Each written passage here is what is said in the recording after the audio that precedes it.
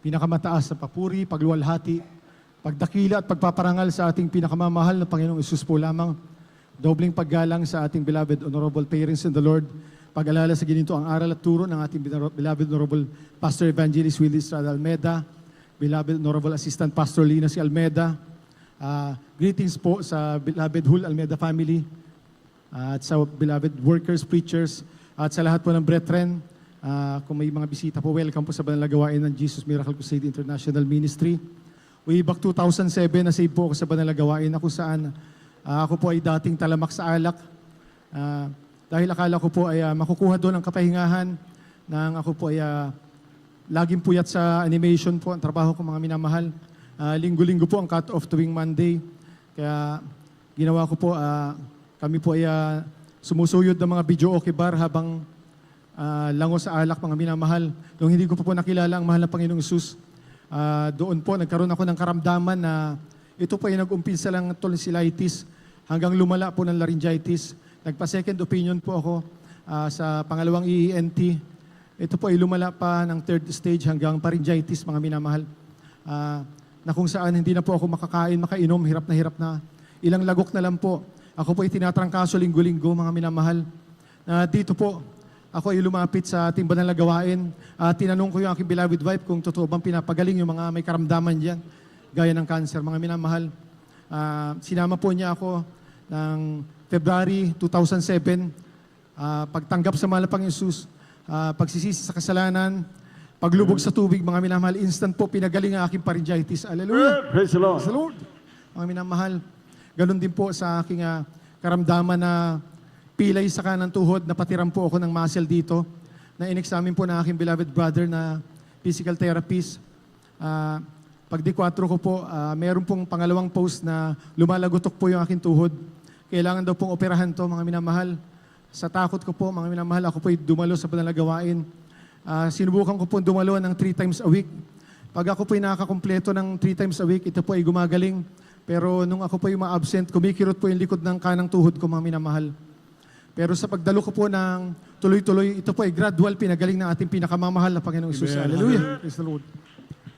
Mga minamahal, ganoon din po ang karamdaman ng aking beloved wife. Ito po ay mayroong dating sinusitis na malala, mga minamahal. Pag mainit ang panahon, lumalabas po yung kanyang bukol sa isang nostril, mga minamahal. Doon po hindi siya makahinga, nahirapan siya. Pero sa pagdalo po niya ng 3 times a week, ito po ay gradual din pinagaling ng ating pinakamamahal na Panginoong Isus. Hallelujah, praise the Lord.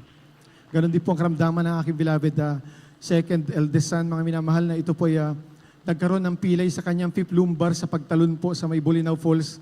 Mga minamahal, yung pagbagsak po niya, nauna po yung kanyang bat, mga minamahal, o yung paupo po yung kanyang pagbagsak sa tubig. Ito po ay lumagapak. Pag uwi po niya, hindi na siya makatulog ng diretsyo. Nakatagilid na ho siya, nakangiwi, mga minamahal.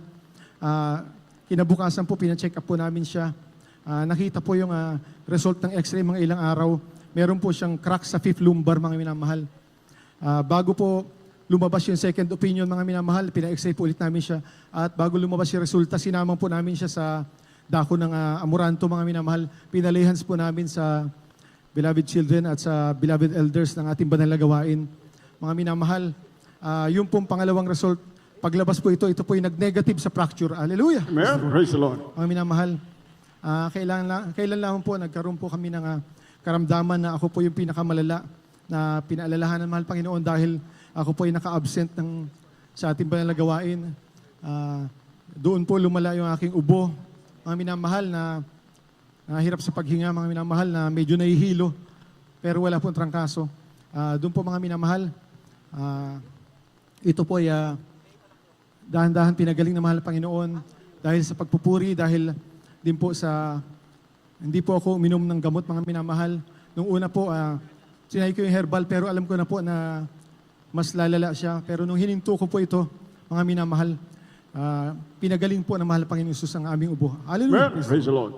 Mga minamahal, sa pagliligtas sa mahal Panginoon, kailan lang po kinat kami ng isang motor dito sa may dako ng Altaraza, sa may San Jose del Monte, Bulacan, pakaliwa, galing sa kanan. Mga minamahal, dahil blind spot po yung kanan, pagkaliwa po niya, bigla pong huminto sa harapan namin, mga minamahal. Kami po yung napapreno ng sobrang lakas. Hallelujah. Napasigaw po kami ng Hallelujah in Jesus' name. Iningatan po kami ng ating pinakamamahal na Panginoong Jesus. Hallelujah. Ganon din po kanina, pag drive po namin sa may dakong ng bandang bayan, mga minamahal, kami po ay kinat din ng isang motor na dalawang bata din po sakay na bigla pong binata ang sakay, binata mga teenager pa lang po. Pag bigla, cut po niya ng kanan din, papuntang kaliwa, bigla po huminto sa aming harapan. Kahabagan ng mahal Panginoon, iningatan po kami ng mahal Panginoon Jesus. Hallelujah. Praise Lord. Hanggang dito na lamang po ang lahat ng pagluwalhati, pagdakilat, pagsamba ay tangi sa ating pinakamamahal na Panginoong Jesus po lamang. Amen.